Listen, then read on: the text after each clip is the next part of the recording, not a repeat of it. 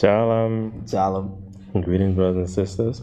We praise Ahayah Ashịrị Ahayah and our Adonai Yache and our mother Rụwaka Kwadoshi. Amen. Now, let's touch on understanding faith. Faith comes with works. It's not just our speech alone, because faith without works is dead, as James mentioned. So it's essential to understand what faith actually is so that we can be guided to know how we can stand aloof from hypocrisy and being teachers of wickedness, but walk in faith, and that we may bear the name of Yache and the Holy Spirits in righteousness and bear fruit. Let's look at the Shepherd of Hermas Mandate 6, starting at chapter 2, verse 10. This commandment declareth what concerneth faith, that thou mayest trust the works of the angel of righteousness, and by doing them mayest live unto Alahayim. But believe that the works of the angel of wickedness are difficult. So by not doing them, thou shalt live unto Alahayim. Now, knowing what faith is, let's look at further explanation of faith by looking at chapter 1, verse 1, up to, we're going to read that mandate all the way up to chapter 2, verse 10. Okay? I charge thee, saith he, in my first commandment to guard faith and fear and temperance. But now, saith he, I wish to show thee their powers also. So now he's going to explain the powers of faith and fear and temperance. Okay? That thou mayest understand what is the power and effect of each one of them. For their effects are twofold.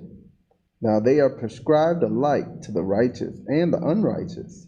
So there's faith, fear, and temperance of two kinds. You can be faithful in righteousness, temperate to wickedness, and fear Ahayah, which will cause you to fear to do anything wicked.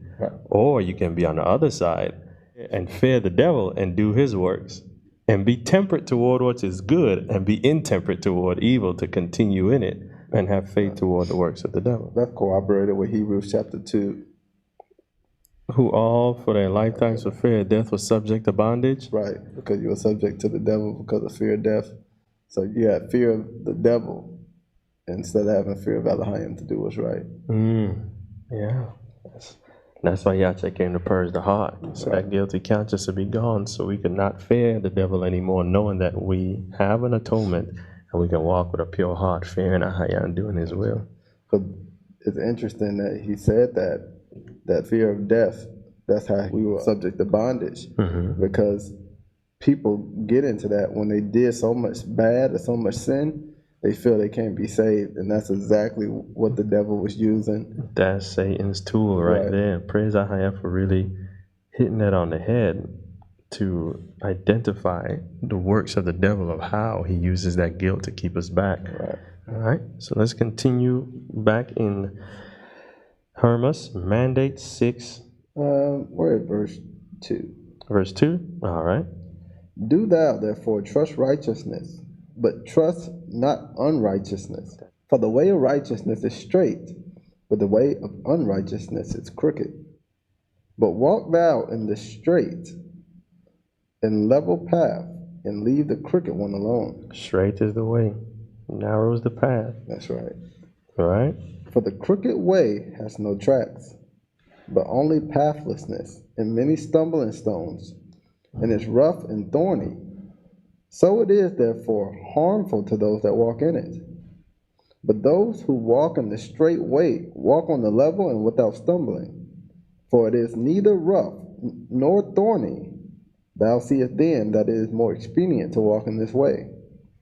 I am pleased, sir, say I, to walk in this way. Thou shalt walk, he saith, yea, and whosoever shall turn unto Ahayah with his whole heart shall walk in it. Wholeheartedness is key. Hear now, saith he, concerning faith. There are two angels with a man, one of righteousness and one of wickedness. How then, sir, say I, shall I know their workings, seeing that both angels dwell with me? We have to listen very keenly here, because this is concerning faith. Here, saith he, and understand these workings, and understand their workings. The angel of righteousness is delicate, and bashful, and gentle, and tranquil. Please look up these words. Delicate, bashful, gentle, and tranquil. So you can identify when is the angel of righteousness speaking to you. Right. The thoughts are according to this nature, right? When then this one enters into thy heart, forthwith he speaketh with thee of righteousness, So it would be all according to the law. of purity, of holiness, and of contentment, of every righteous deed, and of every glorious virtue. He will always, he or she, for the women, because there are female angels as well, he or she would always speak to thee of doing righteous deeds. It would always be according to the law.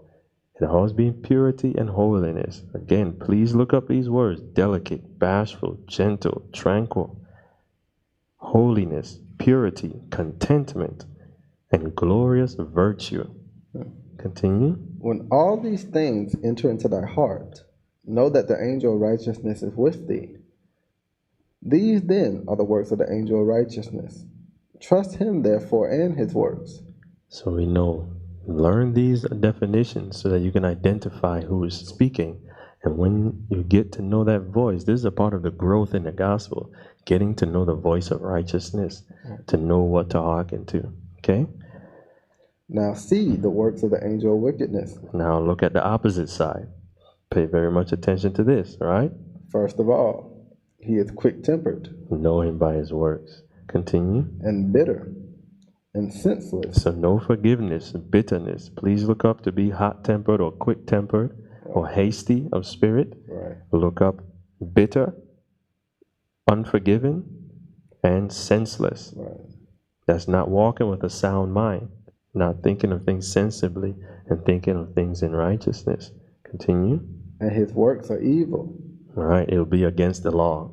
If the thought is against the law, that's not the angel of righteousness. Right. All right? Overthrowing the servants of Alahayim. Right. Whenever then he enter into thy heart, know him by his works. This is why we have to be so diligent in every thought and paying attention. Right.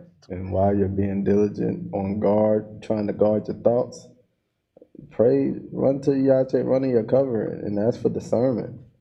Yes. So you can understand, okay, what's the end goal for this spirit? What's the end goal for what it's trying to make me do? Right. Because a lot of times you might not see that it's going to make you sin right away.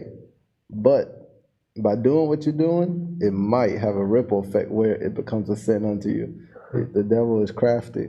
And that's why it's important not to be hasty, Right. but to be patient and pay attention to what one is doing. Right. How I shall discern him, sir, I reply. Okay, now he's going to give us further admonition how to discern him, right? I know not.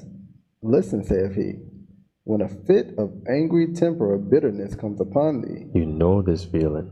Everyone knows that feeling. You get that boiling feeling inside. Right. That uncomfortable feeling. Know that he is in thee. Then the desire of much business, and the costliness of many viats, and drinking bouts, and of many drunken fits, and of various luxuries, which are unseemly, and desire of women, and of avarice, and haughtiness, and boastfulness. Please look up these words.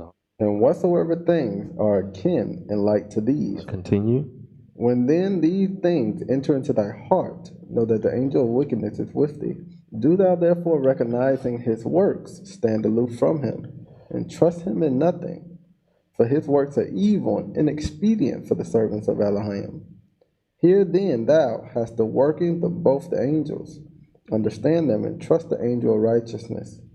But the angel of wickedness stand aloof, for his teaching is evil in every matter.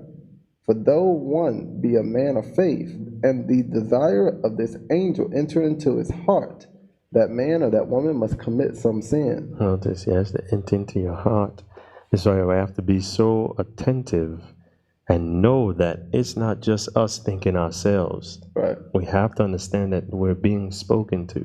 It's not just, this is how I felt at the moment. Right.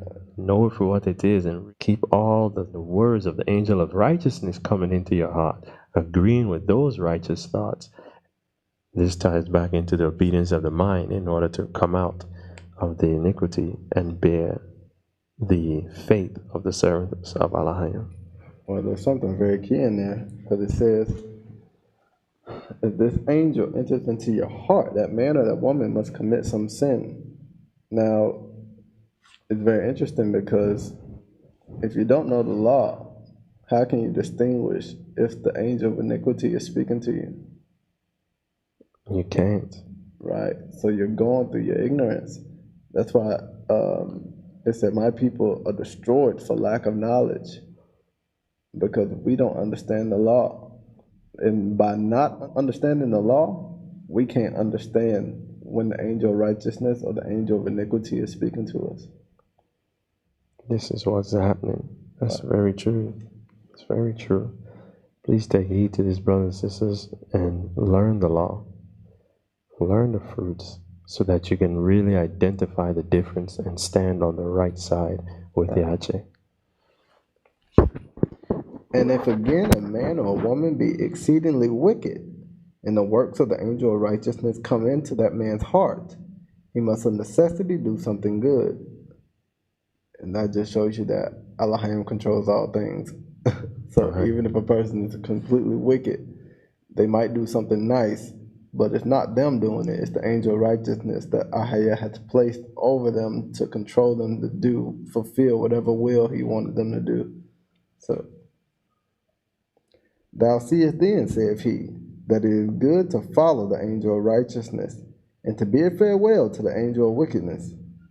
This commandment declareth what concerneth faith, that thou mayest trust the works of the angel of righteousness, and doing them mayest live unto Alahayim. But believe that the works of the angel of wickedness are difficult, so by not doing them thou shalt live unto Alahayim. This commandment declareth what concerneth faith, that thou mayest trust the works of the angel of righteousness, and by doing them mayest live unto Alahayim. So your faith is in trusting the angel of righteousness, and doing the deeds of the angel of righteousness will cause one to live unto Alahayim. That's how one actually is filled with faith. Continue, please. But believe that the works of the angel of wickedness are difficult. This is also a part of faith, believing that doing bad works, evil works, hearkening to the angel of iniquity is hard to do. Right? Instead of thinking that the commandments are hard to do, look at doing evil as if it's hard to do, because it is hard to do for those that are in the faith. It's a mindset. Right. Just like Paul attested, by the renewing of your mind. Right, Romans 12, 1 and 2. Right. You have to renew it to think that iniquity and sin is hard to do and righteousness is easy. Right. That'll keep you from doing it, because you're like, man, that's hard. Right. Can't go back there. Now, if I do that, I'm going to die. Right. That's against the law. Right. You can't do that. Right. So by not doing them, thou shalt live unto Alahayim. All right. So we see how we can put on faith from those that are hypocrites and teachers of wickedness and void of faith and fruits. Now we have that understanding, and it helps us understand why repentance is possible. From here, we're going to go into the third mountain on the next one. Okay. All right. All right. Chala.